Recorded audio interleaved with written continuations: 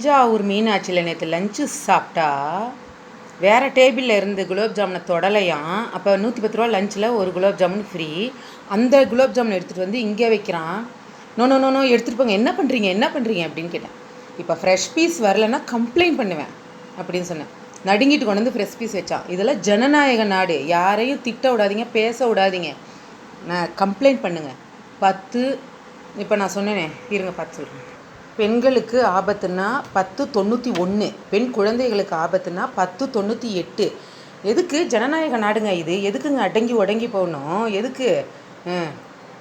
எவனும் பேசிடுவான். இன்னமே ஒரு வாரத்தை லேடிஸை பார்த்து, அது புருஷனாக இருக்கட்டும், வேறு எவனாவது வேணாலும் இருக்கட்டும், எவனாவது பேசிடுவான். இன்னமே நம்ம தப்பு பண்ணாத வரைக்கும் எவனுக்கும் பயப்படணும்னு அவசியமே இல்லைங்க.